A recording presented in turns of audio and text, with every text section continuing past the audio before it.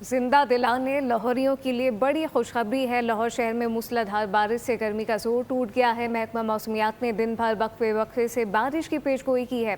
سب سے زیادہ بارش نشتر ٹاؤن میں 48.5 ملی میٹر ریکارڈ کی گئی۔ تفصیلات افضال عباسی سے جانتے ہیں۔ شہر میں آج صبح سویرے ہونے والی گرج چمک کے ساتھ موسلادھار بارش نے جو ہے وہ گرمی کا زور توڑ دیا ہے۔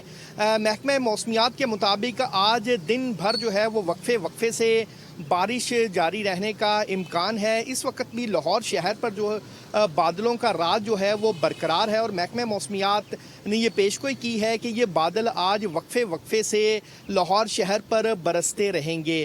اس کے ساتھ ساتھ اگر بات کی جائے کہ شہر کے کس علاقے میں کتنی ملی میٹر بارش ہوئی ہے، تو واسا کی جانب سے جاری رپورٹ میں کہا گیا ہے کہ سب سے زیادہ جو بارش ہے وہ نشتر ٹاؤن کے علاقے میں 48.5 ملی میٹر ریکارڈ کی گئی ہے، جبکہ ایئرپورٹ کے اطراف میں 40 ملی میٹر بارش ریکارڈ کی گئی ہے۔